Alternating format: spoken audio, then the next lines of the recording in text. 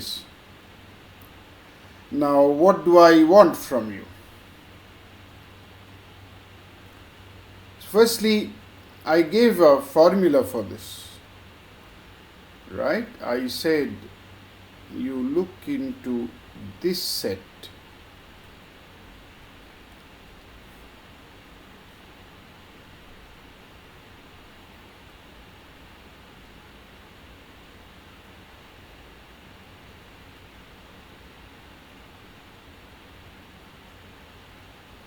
as you take p from x. So firstly, you have to show that this is a function.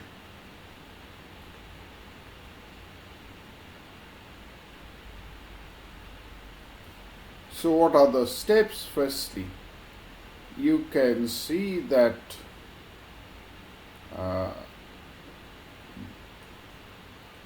G P this is already automatically a function as we defined above. So this is taking x or taking a member A, it is going to GPA, right? So this is actually this pairs, right?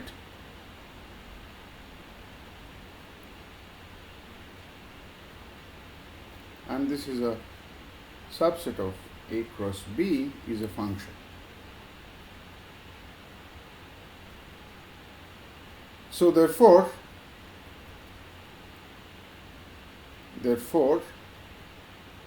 if you take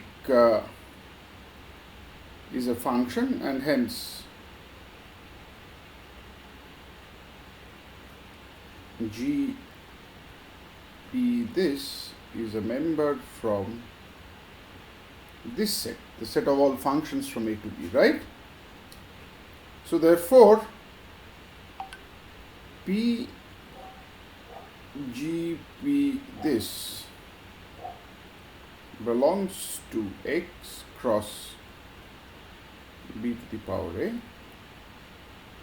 for each p in x. This implies that G star is a subset of x cross b to the power a. So that's the first thing to say, that this is a function.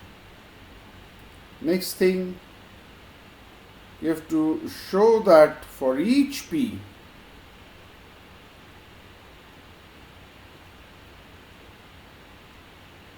in x, you have already given me the function. There exists a function so that, right, GP is a member such that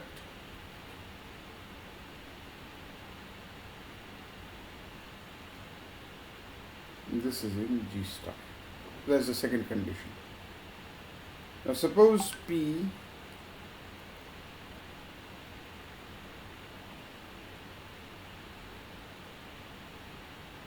and P,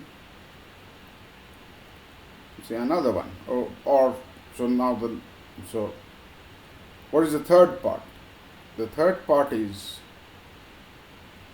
if you take a P from x and say h and k from b to the power a, such that ph and pk, they are members from G star, then h is equal to k, right? Okay, but you know that from the definition of G star, h must be, since you told me pH is this, so, but this is trivial, but h is equal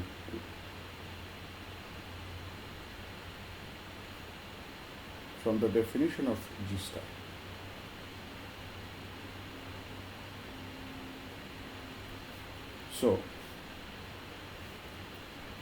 So this part is proved.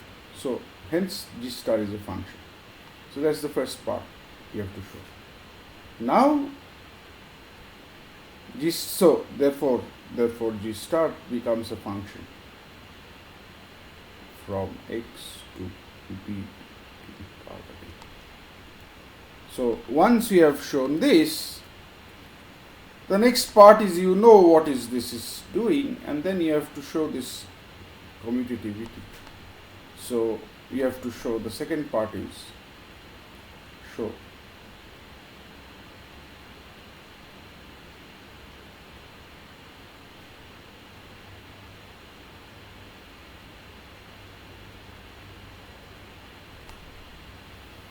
and this is obviously you have to check. This is checking, validation. You take, you know that this is a function from x cross a, so you take a point from x cross a and do the validation, and so these both of them are functions from x cross a to b, and then you show that their values are equal. So then it becomes this. Now that there is a third part. The third part is to show that G star is the unique one.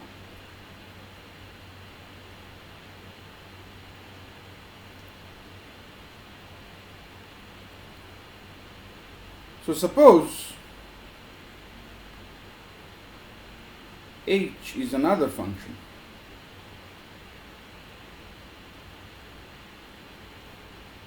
With the property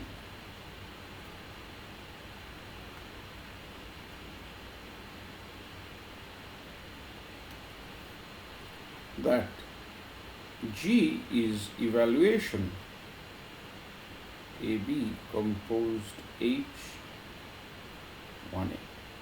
right? So this means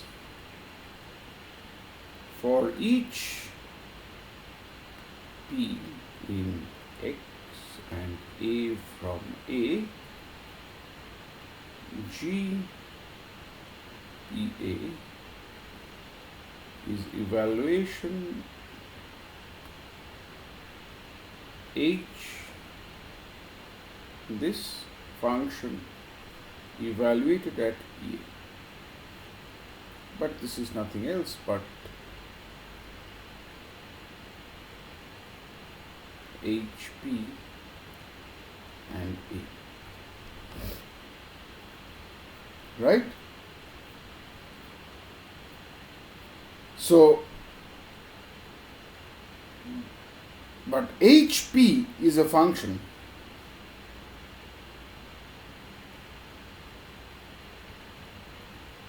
This is a function from A to B.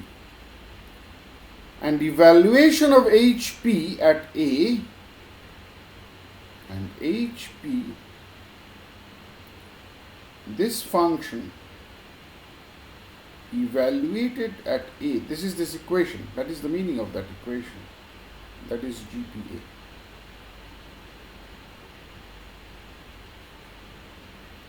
So this implies that HP evaluated at A is equal to GPA, but that is nothing else but this function GP blank evaluated at A, and this is happening for each A. So GP blank and HP, these are both are functions from A to B whose evaluations at each point are same. So therefore HP is equal to GP this, right? So that's for each P. So hence for each P, therefore, for each P,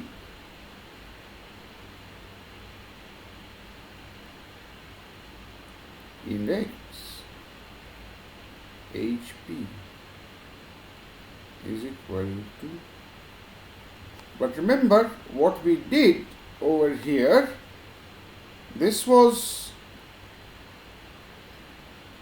since we proved that it is a G star is a function and its value G star at P is this. So this is equal to G star P.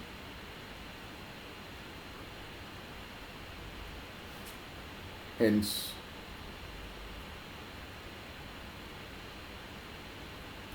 so that is the complete proof. Okay? Is this clear now? So you see there are hidden steps. When I say that it is a function, so the set is the required function. So you have to show that that is a function. Required unique function. So that I have already indicated this. You have to show that this is the function. Required means it satisfies this diagram. And uniqueness means that if there were any other such which satisfies this, so that H and G star must be same. So there are three things. Required unique function. So there are three steps here. Is it clear? Yes, Doc. Yeah. So you see, so now you should be able to do the rest in similar way.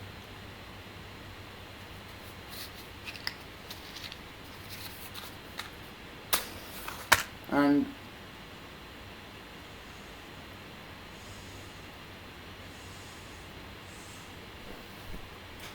in this case, as I said, as I indicated possibly in the corresponding video also, that the hint was, so well, now I am telling you show this, but at some point you'll have to find it for yourself. So the hint, how do you get over with that hint? This is here.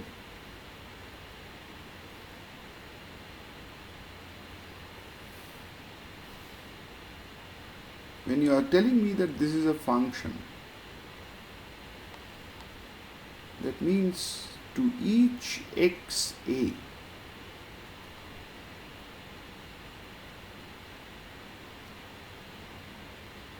you have this unique fellow from B.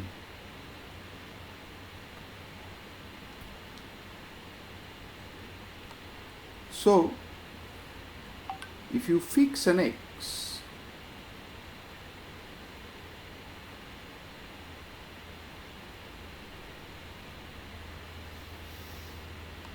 so it is something like, this is the heuristic behind it. So,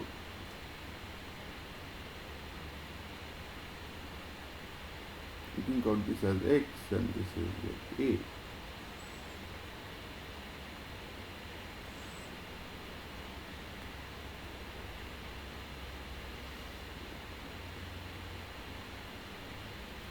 This is the point.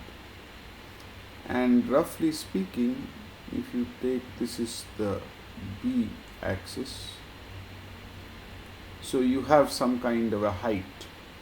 Okay, so this is the height. This is the GXA, right? So if this is your B axis, so for each point you have several such heights, right?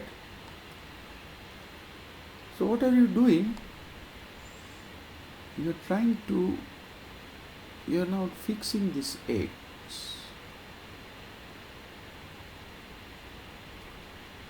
You fix this x, so on this line, you see you are going to have several such heights as you choose your various things. So this is the height that you are having, okay? So you are looking at these pairs now. So each A corresponding this pair.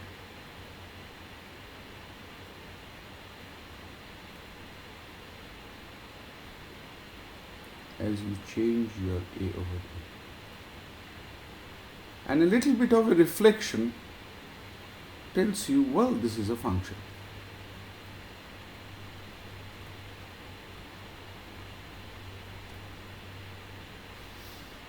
And well, I use this blank notation. You could come up with other notations also. So how can you, so x is fixed. The only thing is the x is fixed. So this is how I chose to denote it. So this is a function. As a varies, so the domain must be A and they are going into B. Similarly, for each, if you fix A from A, so it would be a similar picture along this line. So you have these, several of them.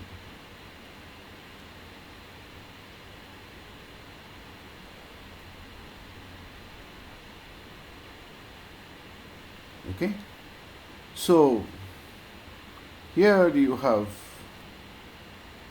your x and gxa.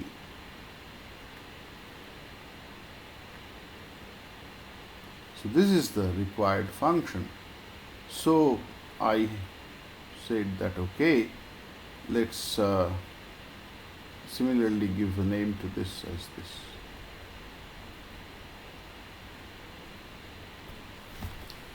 Now the nicety of these functions, so what do you get?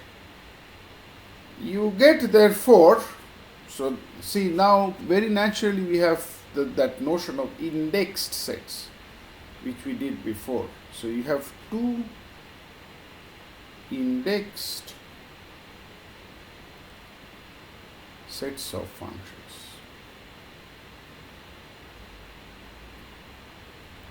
So given any such function, you have two indexed set of sets. One is this gx as you vary your x. So these are functions from A to B as you vary your x over x. And the other one is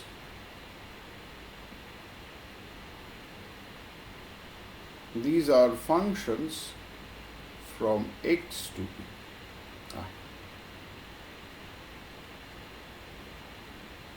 As you vary your a over b. And so indexing is, you might as well think, so now what I'm trying, and there is a patching condition. So there's something is matching. What is the match? If you take this indexing element, if you fix this indexing elements, x and a, for this x, if you take the corresponding function and evaluate it at this point, you can do this because this indexing is coming from this a. This is nothing else but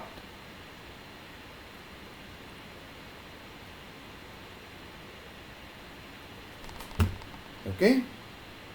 So you see, it seems to say, so this exercise tells you, roughly speaking, it kind of gives a hint to the following. If you look into functions, you can either take this like this is one side of the story. And the other side of the story is two indexed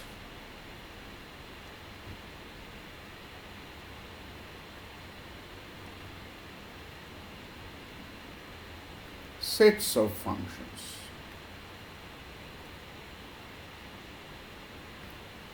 One I'm writing as since this is on the left, let me write them as Lx as x belongs. So Lx, this is a function from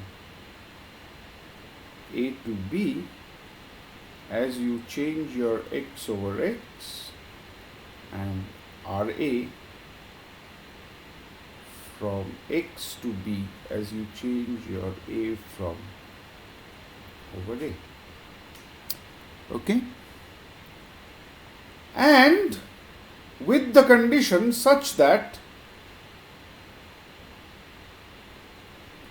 Lx evaluated at a is equal to Ra evaluated at x. So either you give me a function like this, I'm saying there is a correspondence. So you see, already while proving this, I came upon with another beautiful little lemma which you can use. So what is it saying? So on one hand is the set of all functions from this. So b x a, and here there are two indexed. So if I might say, the set of all such families of indexed functions, right?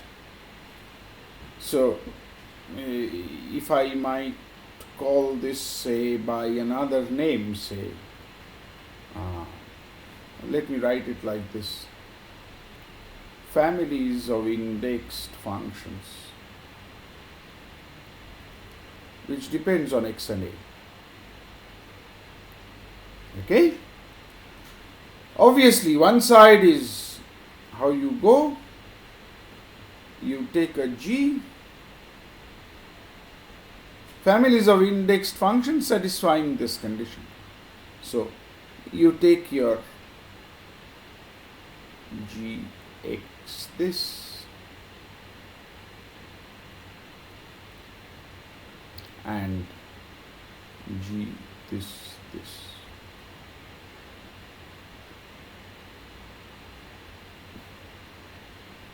Okay, so its members are such pairs. Such pairs, see,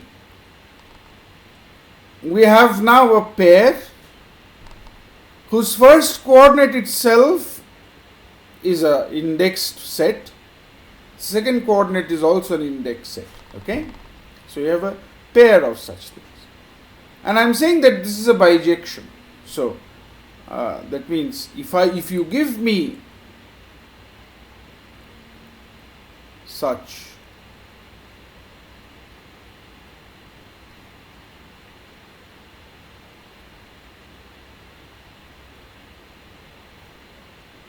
how will I come back? Well, I'm calling this, say, how do I call this? Say, let me call this, say, L and R, say, let me call this, say, H. What is H?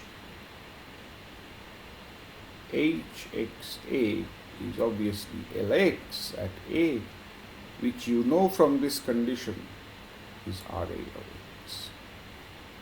So this is the bijection, and this bijection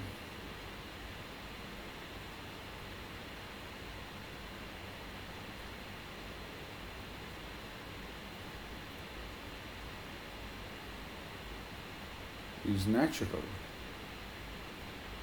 in x and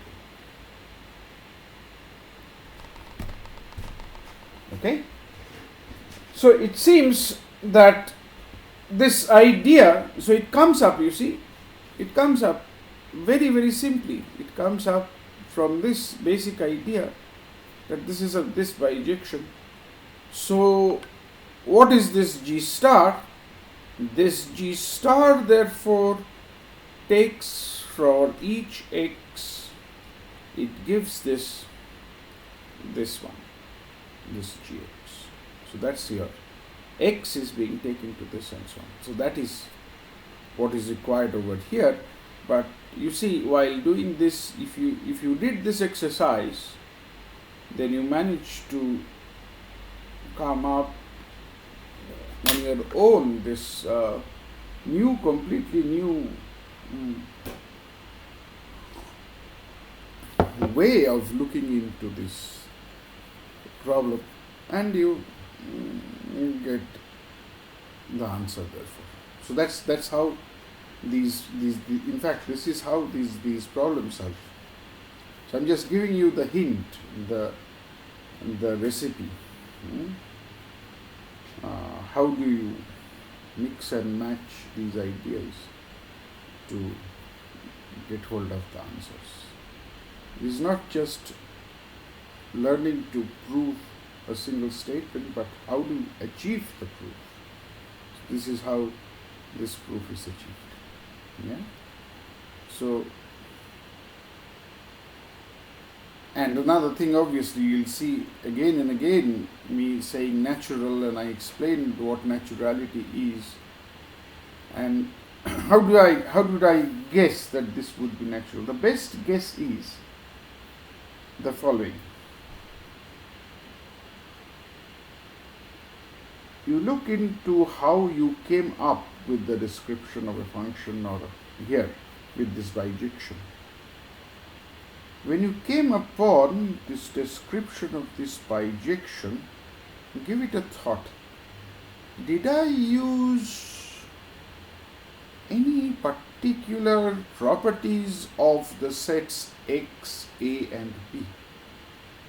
I'm here looking into naturality in X and A, not in B, so B is fixed. So, did I use any particular properties of X and A? Now, what kind of property? Well, whether X is reals, or say whether X is finite, whether A has 20 elements, or anything like that. Did I use it anywhere?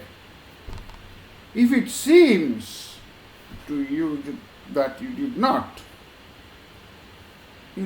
quite use any particular property of X and A, then possibly then this process is almost certainly natural. Now, why did I say almost certainly? Because there is a very, very slippery gap over here. We will see, may not be in this course. Somebody would see it in groups. When they study algebra, they will see it in groups. That it seems that we have not used any particular property, but that particular property is so much hidden that sometimes we may not also recognize that it is hidden.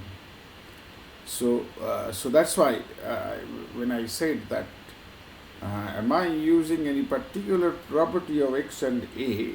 So you can well understand that this person who is asking the question and trying to find an answer to it, it depends on his exposure.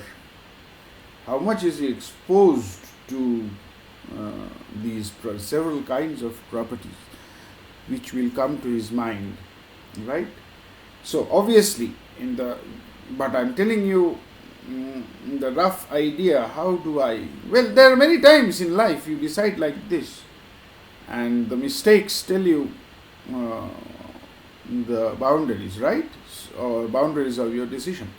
So it's the same thing. So if you think that I have not used any particular property of X and A, then this must be natural. Well, this must be natural, but then you have to prove that it is not natural. So then you will come up with that, whether your hunch was right or wrong and so on. So you have to prove, that means if you change your X, you change your A, you have to show that both sides are changing correctly. Yeah? Okay, so I possibly spoke much more than I was asked for. So, yeah, now tell me if it is clear or if it went a little further difficult.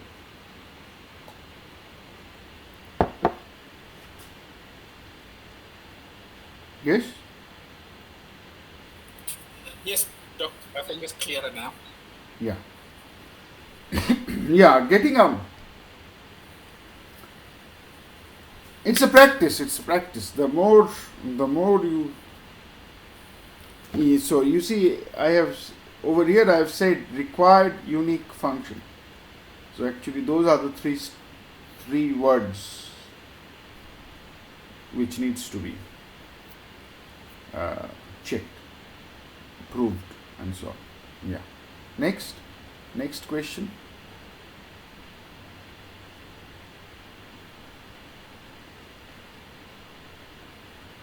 Maybe the last question for me, Doc, and you don't have to go through uh, solving it. In Theorem 517, the third one, we had to use lemma 5.13. I think Five, maybe five, theorem 5. 517, 5.17, the Uh, third part of it, okay, 5. where we need to show that even the right cancelling, then u equals to v, it shows that f is surjective. Yes, And then the hint there is to use lemma 5.13. yes. I did do it myself, but I do it differently without Yes, using yes, the yes. lemma. Obviously, you can do it differently. Yes, obviously, you can Yeah, do it. but the way I did it, I know you don't prefer using proof by contradiction. That's what I did. I assume that it's not surjective, and then I proved that it's right. Yes, But maybe I need to. Maybe I'm missing something about lemma 5.13 that would allow me to show that C implies A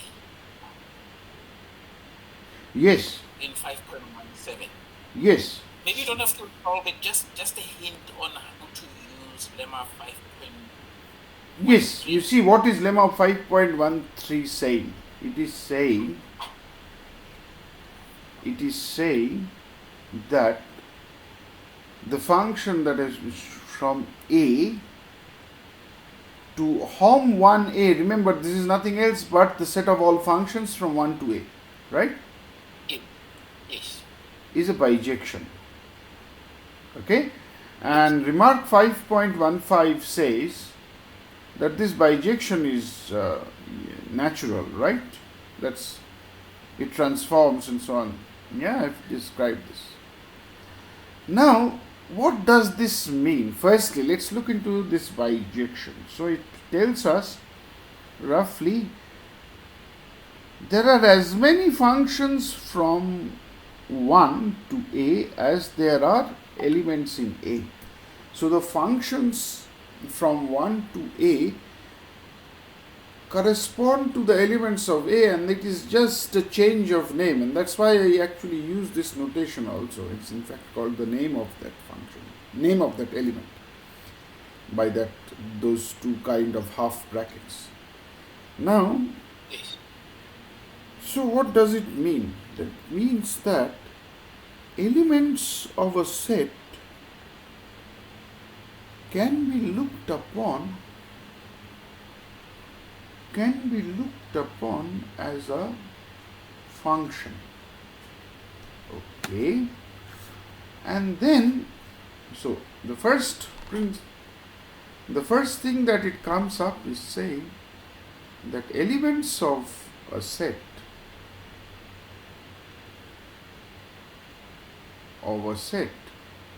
A,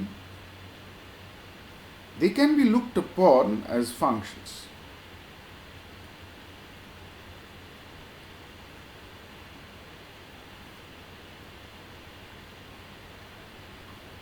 How is it? And the correspondence is, if A is A, this corresponds to the function which is called the name of A, which is, I'm not writing that in details, but this is this function. Okay. So, for instance, if I have a function,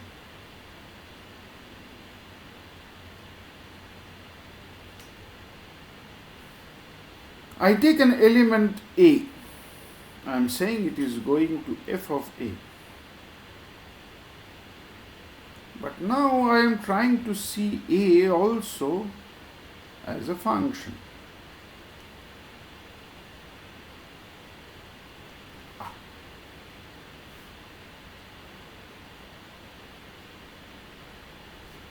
And indeed, it shows that f composed this name of A is nothing else but the name of f of A.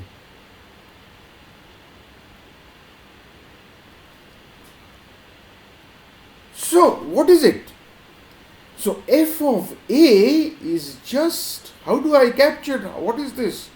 This is nothing else but this composite map, the name evaluated at this one, right? So, you see the connection. What is f of A?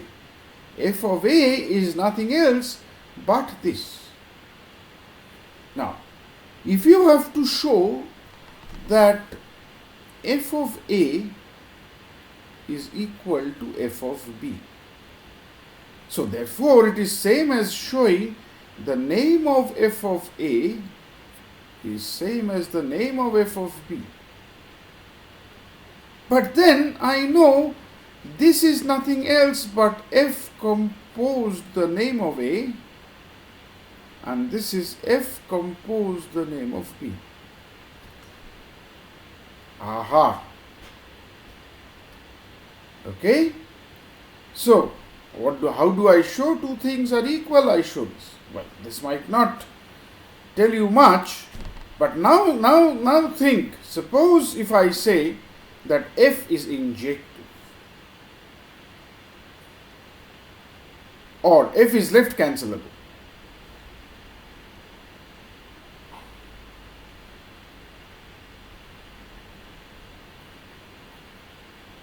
I am saying this means that f is injective. Why? How? I have to show whenever this is the case, this means that A is equal to B. But I have assumed left cancelability. Now f of A is equal to f of B means their names are same, that means this is same. Aha, now I have an equation. So this tells me that the name of A is equal to name of B. So by this correspondence of lemma of f 5.13, A must be equal to. So you see how this implication becomes very simple using this alternative picture of this symbol. This is nothing else but the composite.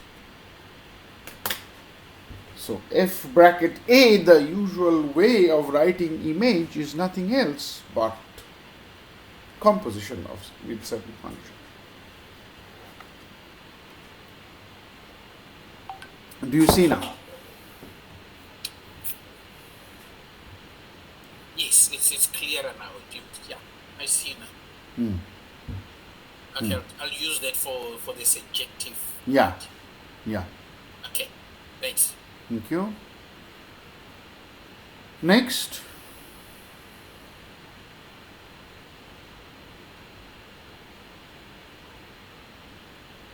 Next question.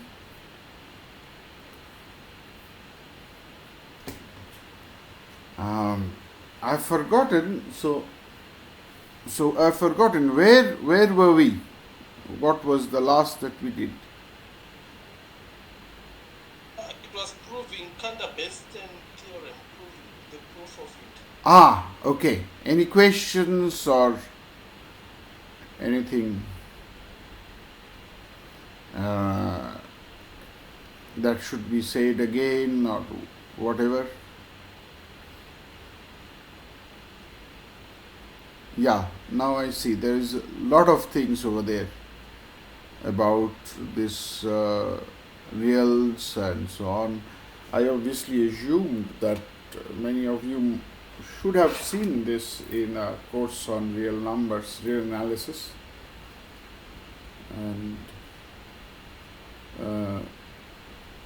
so it shouldn't be much of a issue.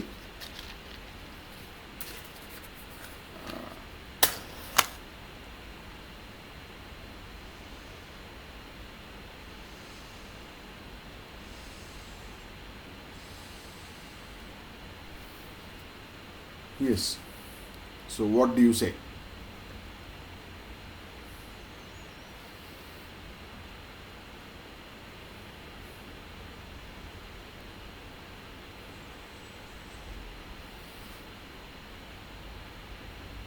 Yes?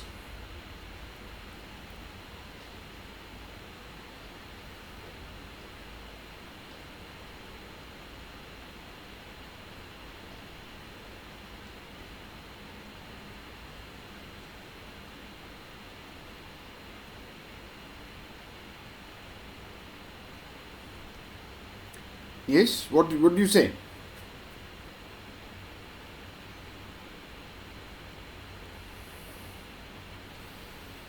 Doctor, I think the last instruction that Doctor gave us was to look into proposition 7.1, page 35.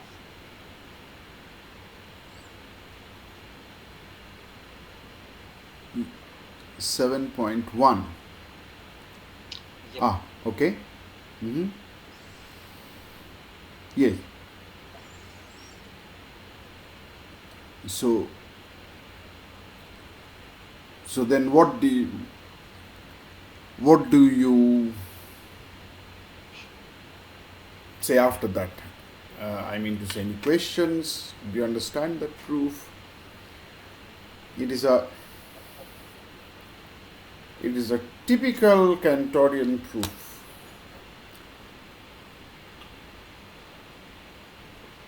So, did you understand the proof?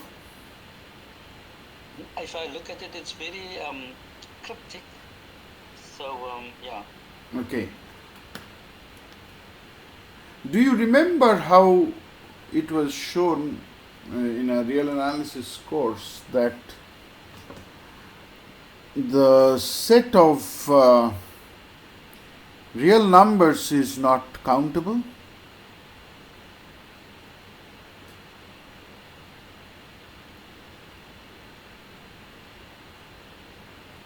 Yeah, we Yes, did we it did by How? proof by contradiction. Yes, it's a very bad presentation. You see, let me say something. Proof by contradiction is something which should be always avoided. And the reason is that many a times it does not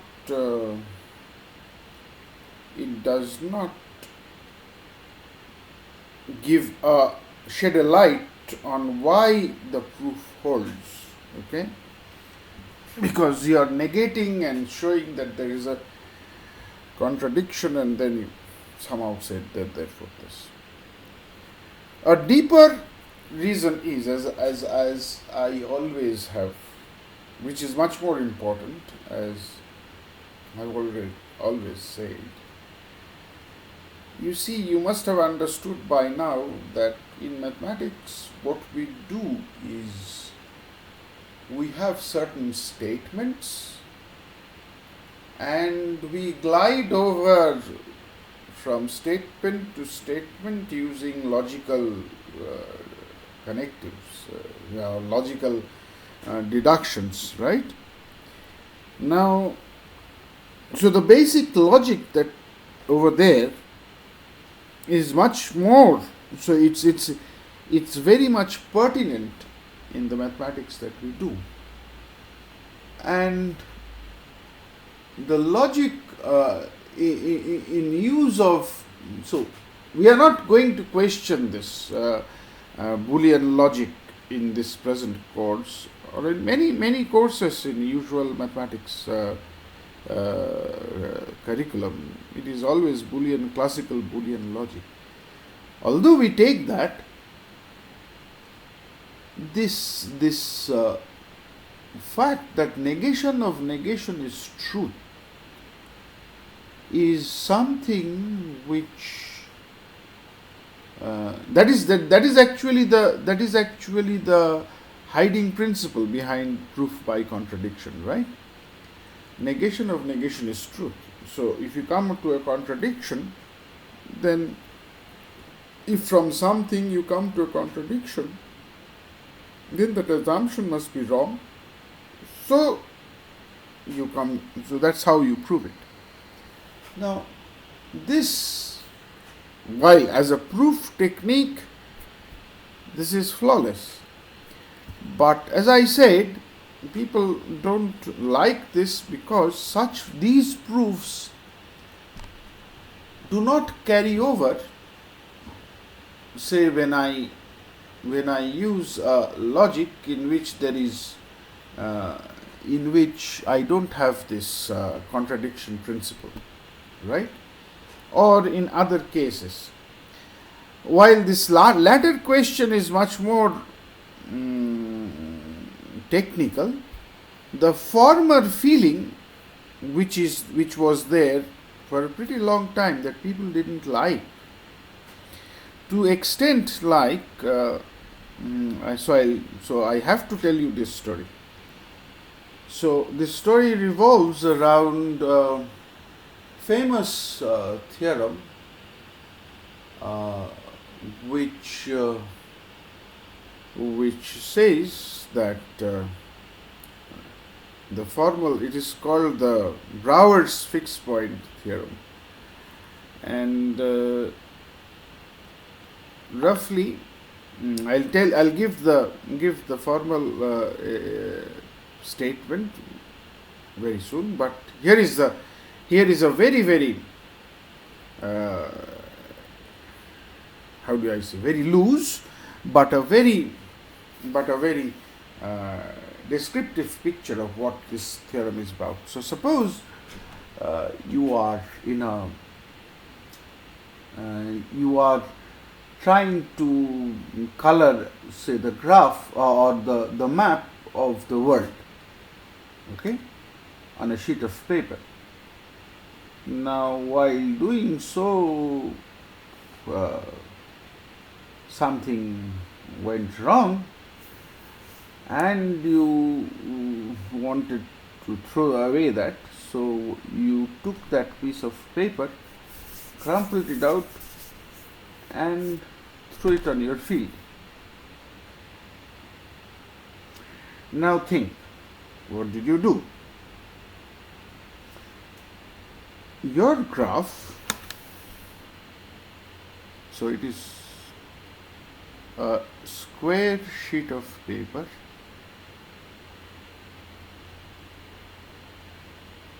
on this sheet of paper you have represented the whole world. So obviously that means every point on this earth gets represented by some unique point over here. That's why you call it the map, right? Agreed? Each point over here corresponds to a unique point on the actual earth, right? Agreed?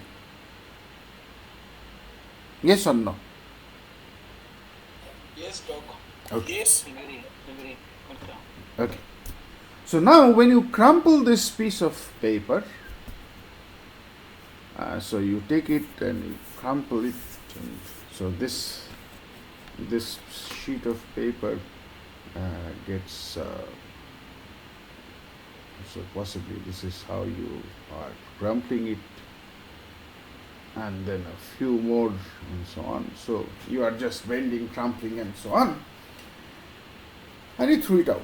So it's a piece like this. So possibly it's a piece like this, and it is resting on the ground.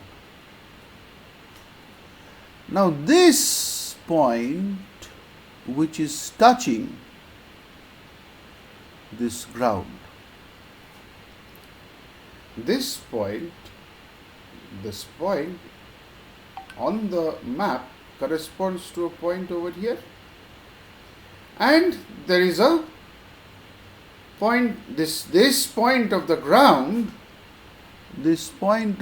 so there are 2 points in question. One is the idealized point of the ground, and the point that this one which corresponds to this. But this point on the ground could actually be represented by a point over here.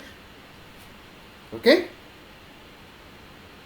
They may not be the same, but I am saying that of all the points on the ground which are touching this, so this point is also corresponding to this.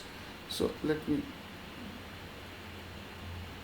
this point is also corresponding to, amidst all these points on the map which are touching the corresponding points on the ground, there exists one point for which this point, the corresponding point on the map and the corresponding point on the ground agrees. However you may do it. And this is exactly Broward's fixed point theorem. This is exactly Broward's fixed point theorem. To what he says, that the existence of certain fixed points. Now, this is a problem in geometry, and he proved it. But the proof was using the method of contradiction. After he proved it, he was not quite satisfied with the proof. He tried to prove it again. He didn't. He couldn't prove it. And he kept it in his drawer. He came back to the proof again and again, and after the first proof which he made, he lived for 35 years after that. And he never actually published that proof. Because he was not confident, he was not very happy with the proof that he gave. Reason? I don't know how to find that fixed point. The theorem says that every such thing has a fixed point, but I don't know how to find out that fixed point. Why? Because the proof says, suppose if there was no such fixed point, and comes to a contradiction.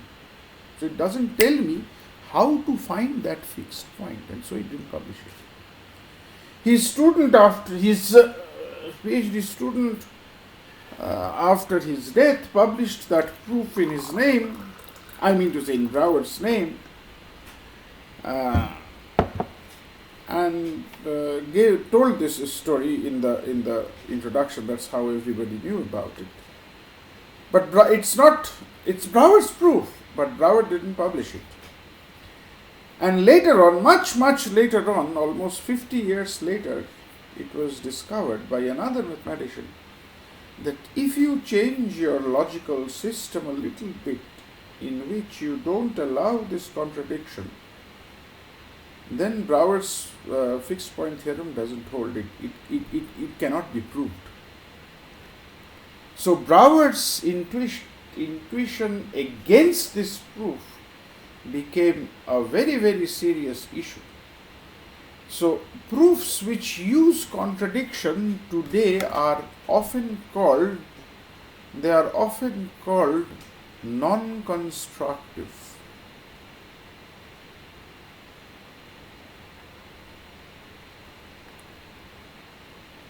Because it doesn't tell you how to actually arrive at the result, but it proves a statement. So, within this classical frame of logic and argument, while it is perfectly all right to do so, it's perfectly right, but it's not right. It's not elegant. So people don't like proofs by contradiction, in short. Now, so let's see, how do you prove that the real numbers is suppose you have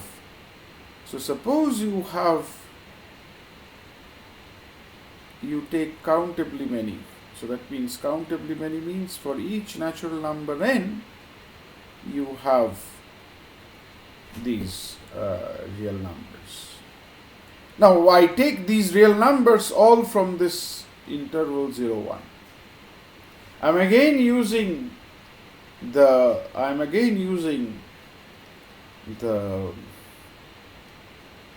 decimal representation.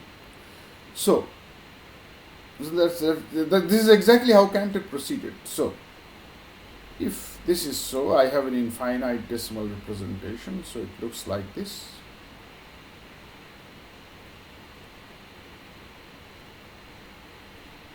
Right? This one also looks like this.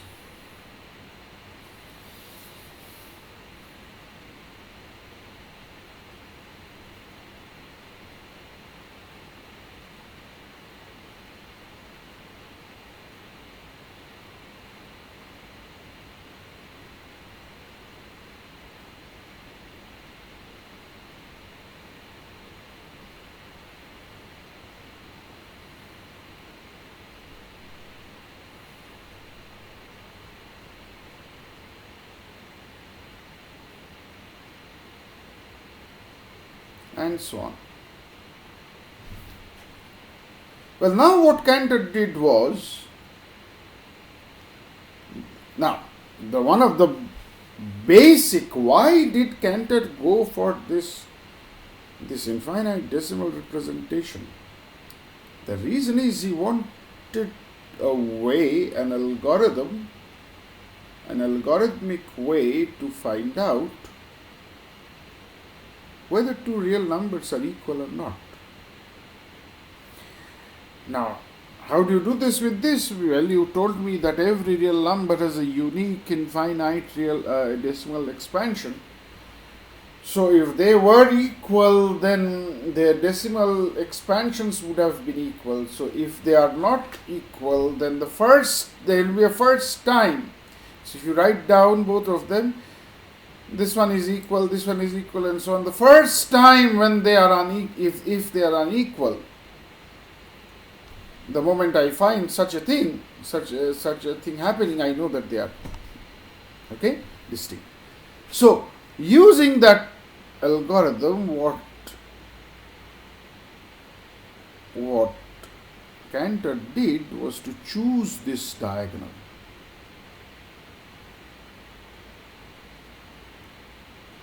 Okay, so he came upon with this number. So how did he define it? He takes this number 0.b1, b2, b3, bn, and so on. So what is bn and b1? Well, he takes b1 to be 2 if b11 is odd, and he takes it to be 3 if b11 is even. Okay? Similarly, b2 is 2 if b22 is odd. So if this is odd, b1 is 2. If this is even, b1. If this is even, then b2 is 3. And so on. So this is the general formula.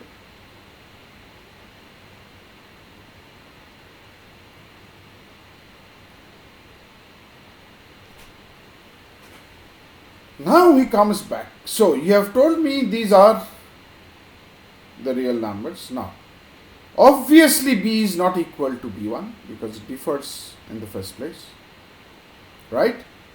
It is not equal to b2 because it differs in the second place. Not equal to b3, differs in the third place. So therefore, b is not equal to any one of these bn's. So this is what Cantor first showed, that give me any countable again means in the same, there's in one-to-one correspondence with naturals. So give me any countable set of real numbers. There exists a real number which is not in that countable set. In particular, therefore, the set of real numbers cannot be countable. Right? This is true for any countable set. So what if you told me that the set of real numbers is countable, that means you can write down all the real numbers, or the set of real numbers in 0, 1 is not countable. So if you told me that you could write, this was countable, you would be able to write down every real number in this form in some way, and then you have found out a real number between 0 and 1 which is not like this, which is the problem. So this is the contradiction which people usually produce, but what Cantor actually said is much weaker, and from that, so there is no contradiction, proof by contradiction by Cantor actually. Which I find is a little much more clearer. The contradiction makes it, the use of contradiction doesn't add any more flavor to this. Okay. So now, from looking into this, Cantor came to the following conclusion. This exactly proposition 7.1. Why? Let's see. He said that, well, look, what is the speciality about decimal representation? You can replace the decimal representation by, decimal representation means you have base 10, which means you take the unit interval, divide it up into 10 parts. So this is the first part, second part, third part. Your Archimedean property tells you if you take anything, it will come up over here in one of them. So if it comes up in this part, you take this and further divide it into 10 parts and then see where it comes, and that's exactly how you get these numbers. Which part? So if this is 1, 4, 5, 3, it means it falls in the first part. Then the first part, if you expand, it falls in the fourth part.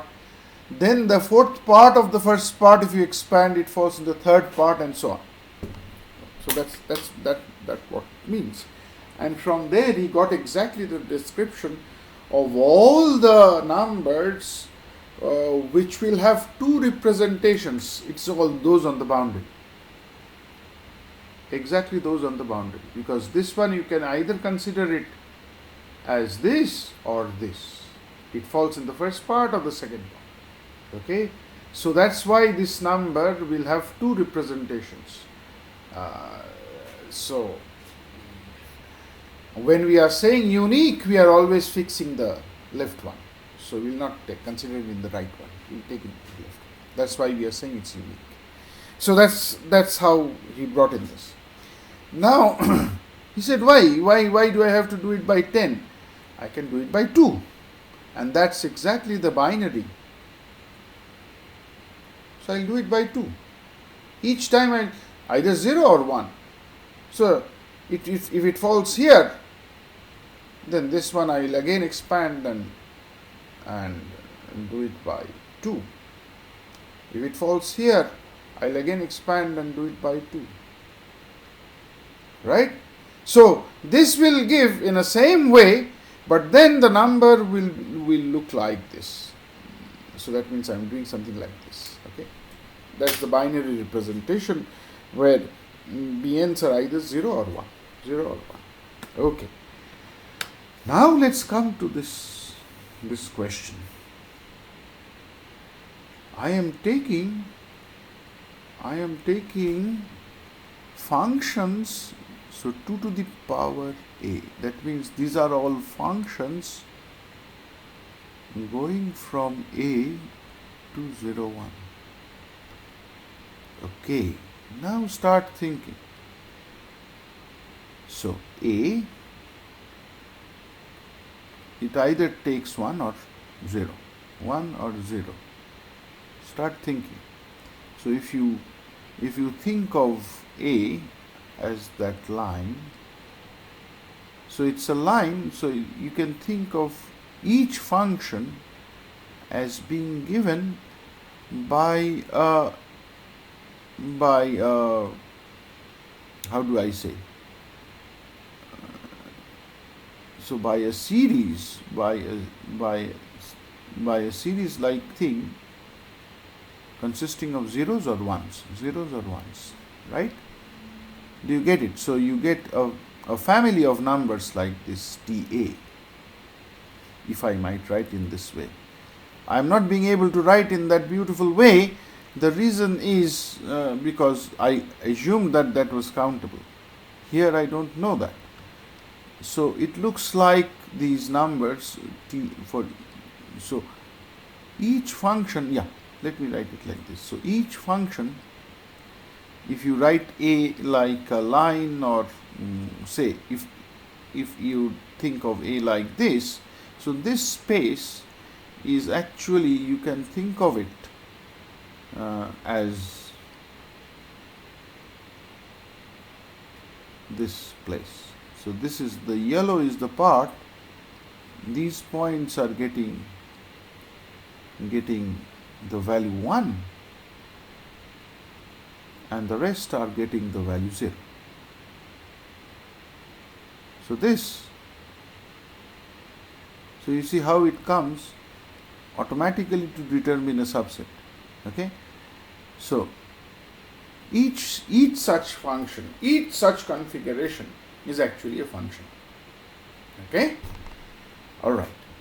So now what is trying is the same way.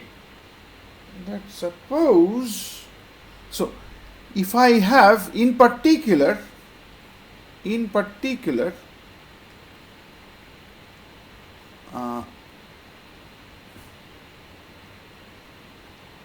for each point a, for each point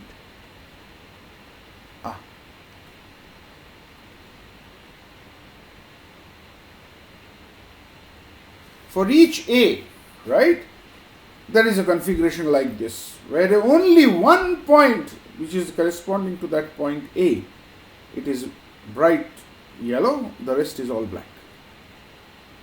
Okay, so this is one corresponds to that point a. You have another such.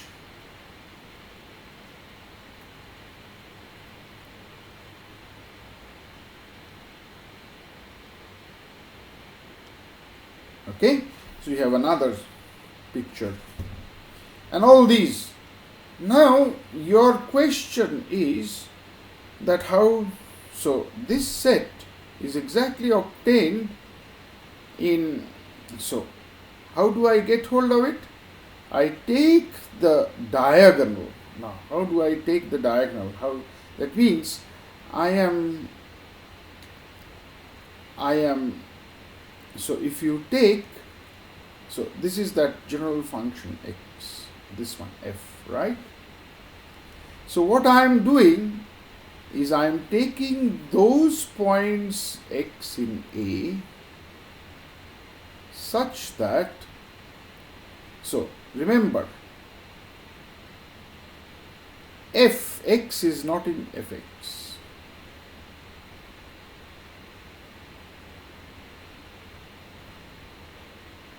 So that is what I'm taking. What is this? What is this particular F? I have assumed that, although I have given a proof by contradiction actually. So this is a surjection. That means for each function there exists an x over here. So I have taken this. But you can use the same principle. The same principle to pick out the diagonal from here. Okay? And show that diagonal, if you change it now, it gives another function. Okay, I'll try and give proof without contradiction over here. So you see, he takes this one. So this is essentially, for a given such f, he is trying to find out the diagonal of that. So this one, therefore, is a subset of A. And since you told me that this is already a surjection, this subset of A must correspond to some t. Okay? Because this is a surjection. Now, where does this t belong? Suppose if t belongs to t. If t belongs to t, then it must satisfy the defining condition of. So this means t cannot belong to f of t. But f of t is already capital T.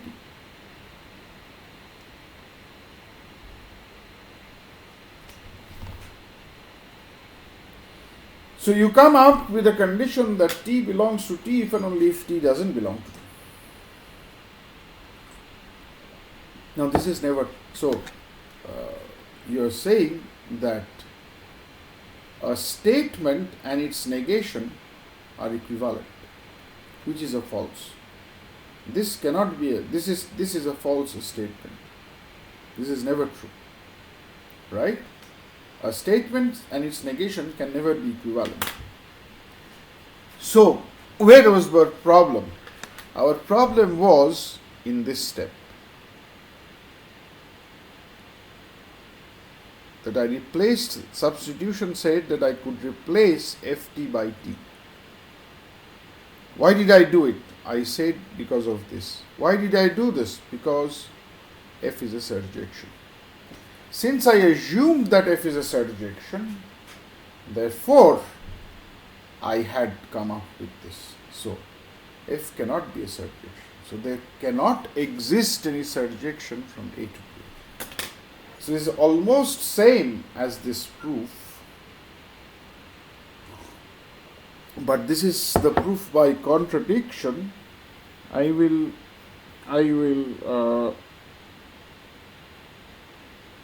try to reframe this proof in a way very similar to this. Okay? Then you will see it is essentially the same principle. And in fact, Cantor himself got his ideas from this proof to this binary representation to this exactly. That was that was how he himself proved it originally, but things have got lost. His original proof got lost, and this proof, as I have presented, is much more prevalent, well known. But there is this other side of the story.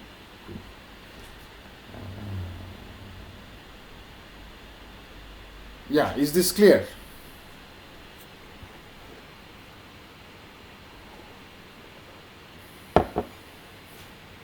Yeah, it is. We are following, Doc. Okay. So,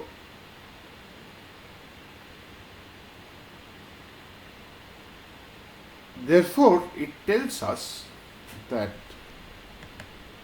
and then obviously to be followed by this 7.2, which is also an important thing, and then 7.3. Did you go through 7.2 and 7.3?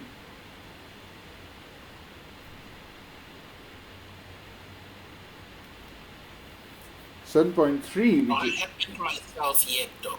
Yes. 1 minute. No, what I'm saying is I haven't yet gone through them, so... 1 minute.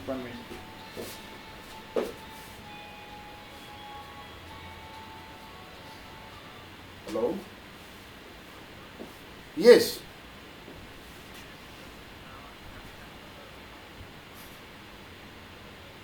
Oh, Nungile.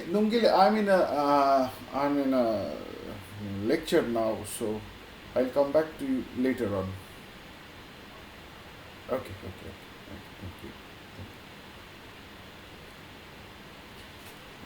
you. Yes.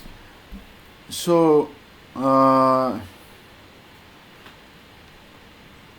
yeah. What were you saying? Stanley, you were saying No, my something? apologies. I haven't gone through the two propositions yet. Yeah. So I want you to go through these two propositions and its consequences.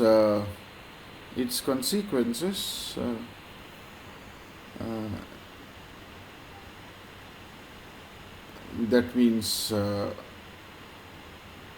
please go through this full section. That means up to page 40 from this. Yeah. So, and then we will speak about it, because we are now entering deep waters. Although you might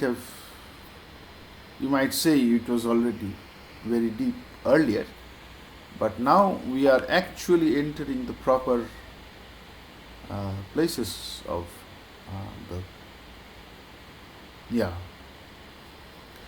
these proofs are a little bit so for instance in 7.3 those three, it's enough, but it requires a little more to see to it.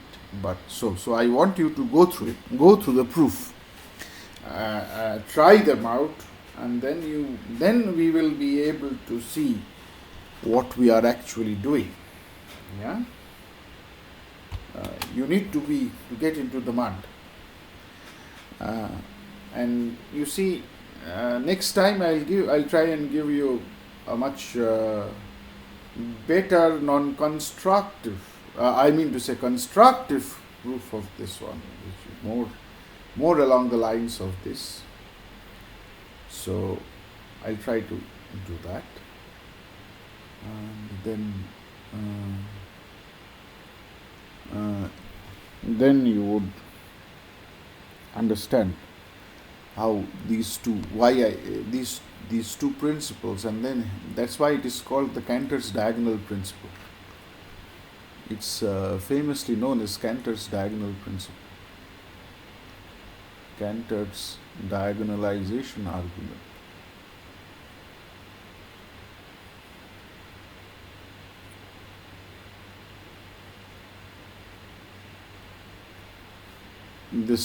It became very famous. The reason is this simple technique of utilizing a dichotomy along the diagonal. That's his idea. So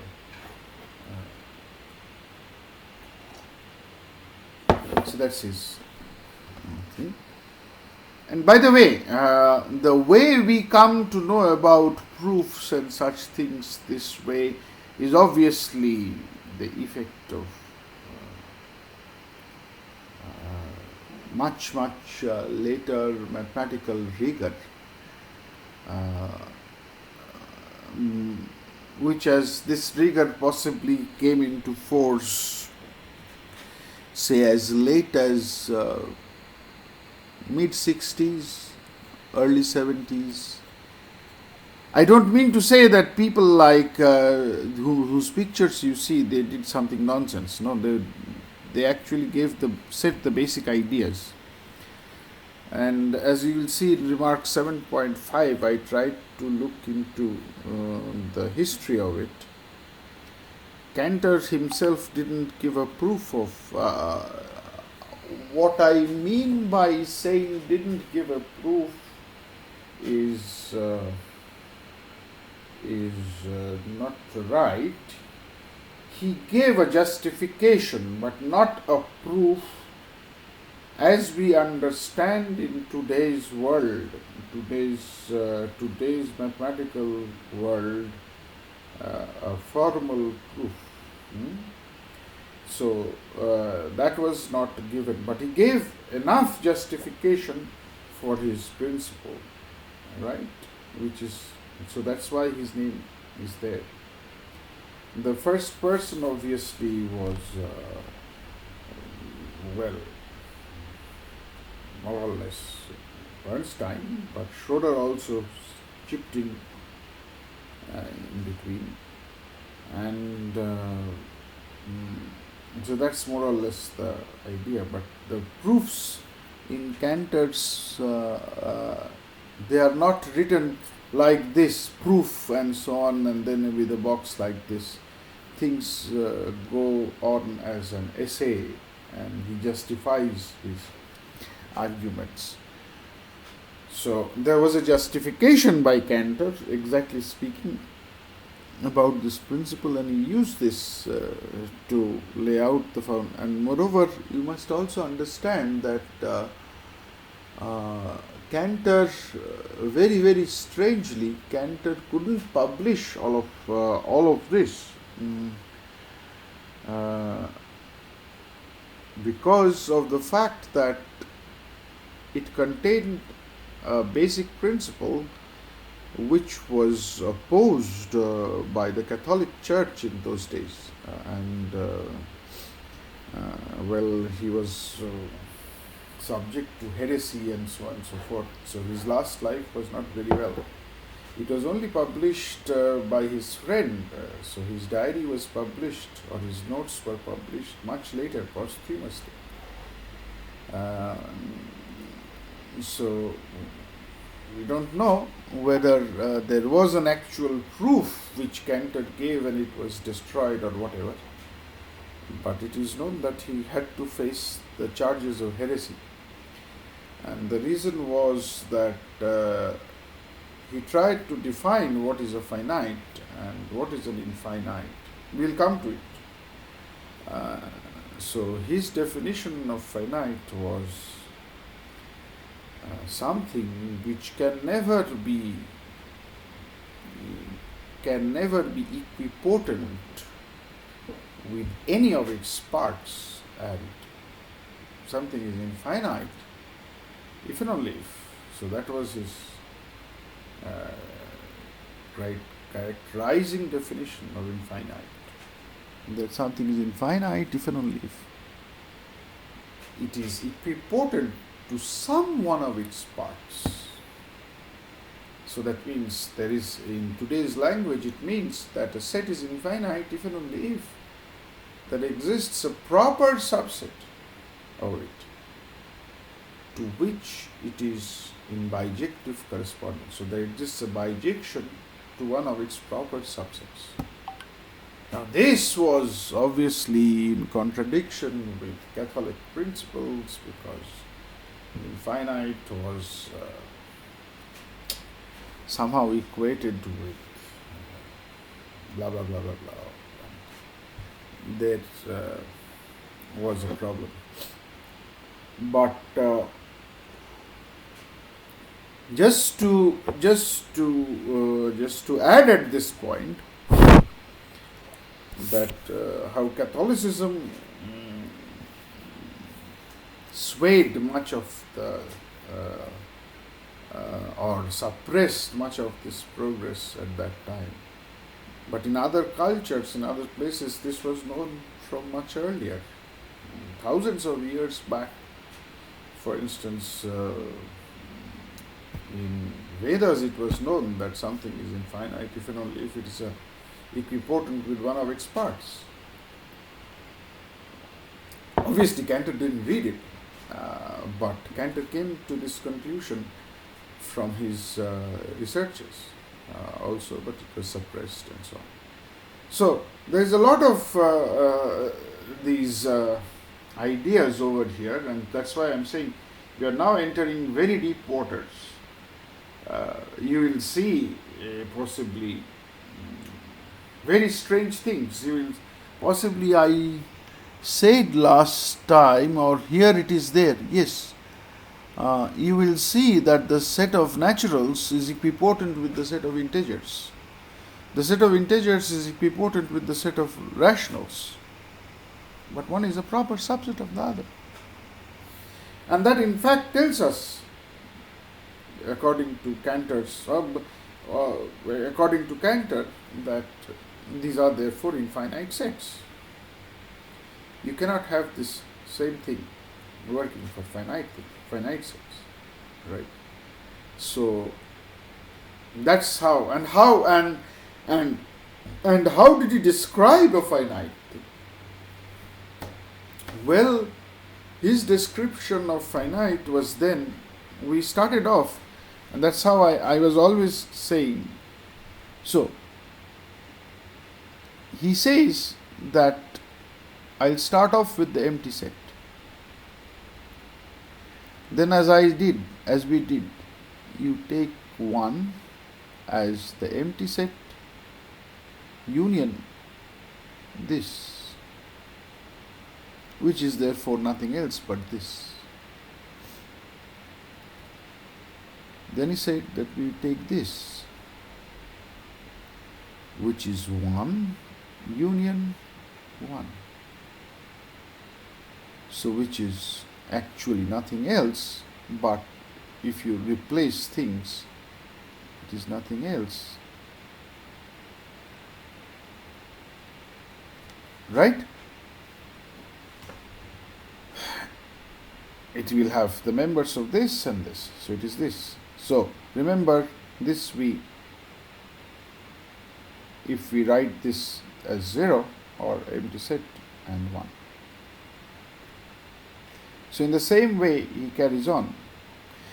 For any set x, now we define the successor of x.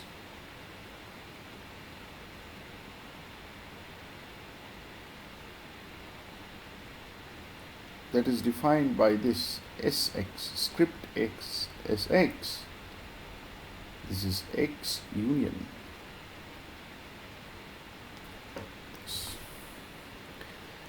And it turns out that our naturals,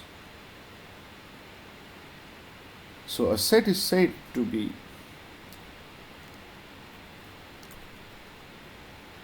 we will see that a set X is inductive.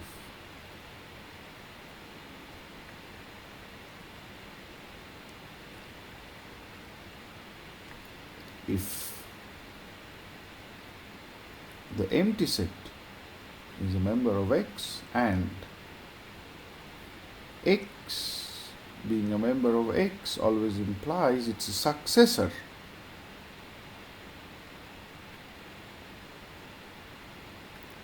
Is also a member of X. And naturals,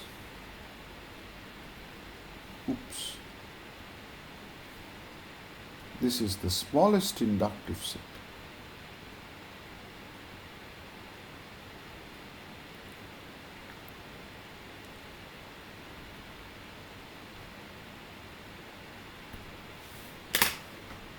And so that becomes this, so that's why we drop this cross, we write this as 0. There's also another reason why we do this. So let's not, so 3, 4, and so on. So that's exactly our, because it is the smallest inductive set, so it looks like something like this. And Cantor comes down to call a set X is finite if there exists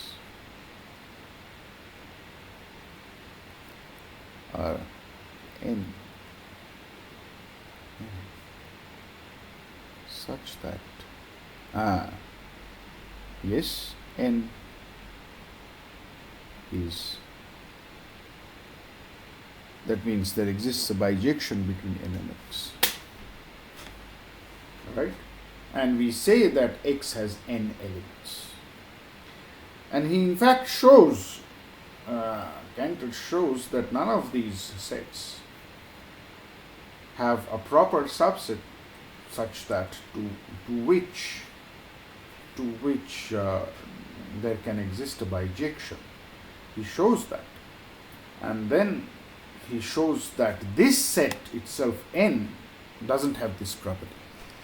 So n is equipotent with one of its proper subsets, and that makes him say that, well, let's call these sets in these members or sets like this to be finite and the rest to be infinite.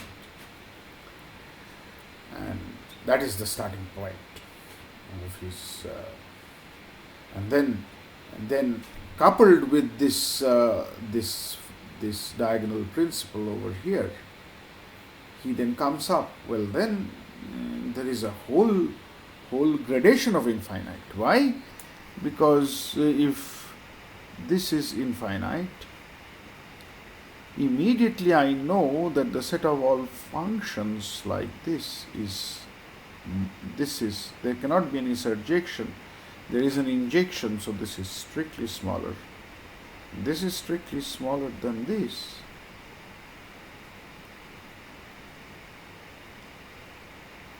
And so on.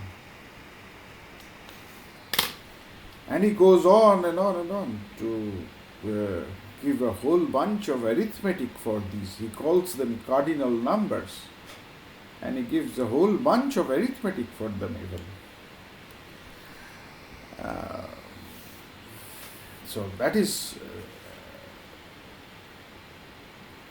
possibly where his ingenuity and his paradise is. It's a beautiful. I don't know whether I'll see if I can give you a link of that diary which contains this element, this version of set theory. I'll see if I can give a link to that. It is fantastic if you take it up like a storybook and start reading it. So if you start reading it, you'll see it will be fantastic. Yeah.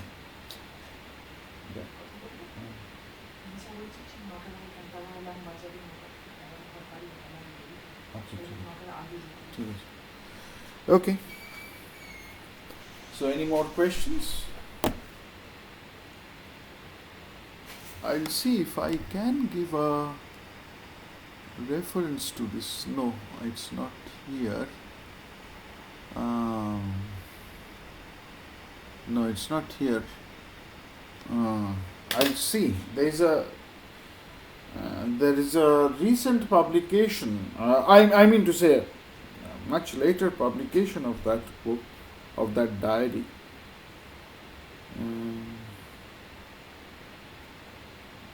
Any of you in Cape Town?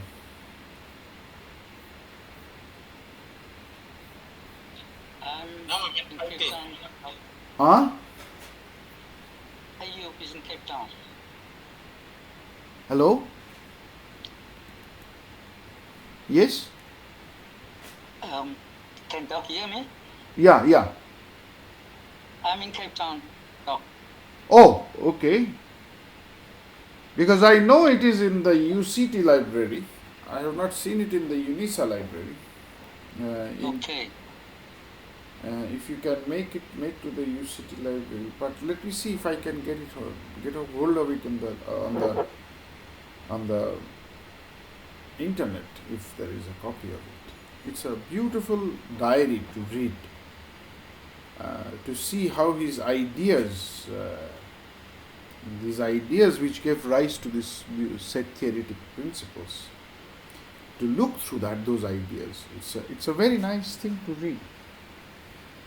Don't read it as a textbook. Read it as a storybook, as if you are reading someone's diary. Look, going in through his ideas. How is he reflecting on the problem that was at his hand? Okay, I'll stop here today. If you have any questions, we can discuss them, or we meet next week again.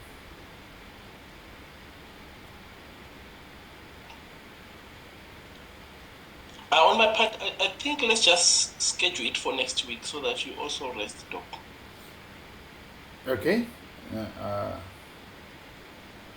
Are you open, Stanley? Yes, thank you, Yeah. Doc. We'll speak next week. Okay. So please go through It's a this. generic question to me. Yeah? Yeah, I see the other guys are tired. I'm tired too. But just one last question, which is a philosophical question in maths. Are there problems in maths which cannot be solved without using contradiction? Ah. Yes, obviously. There are. One is, as I told you, this Broward's fixed point theorem.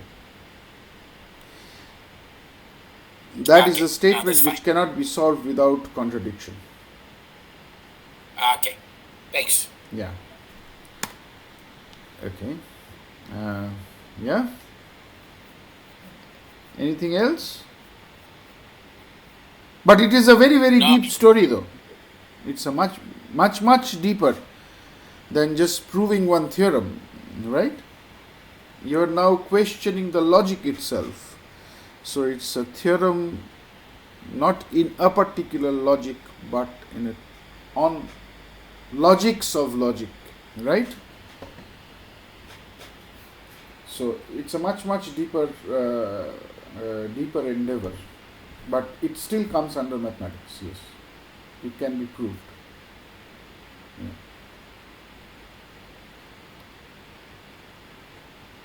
Yeah.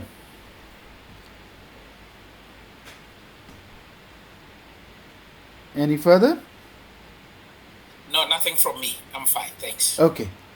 Okay, then we meet next week, and please finish that section, give it a reading, and then we will start off next week again with the questions that come up. Okay, thank you, Doc. Thank Bye. you. Thank you, Doc. Thank you. Thank you. Keep well. Okay, Doc. Thank you. And goodbye, everyone. Bye. Goodbye.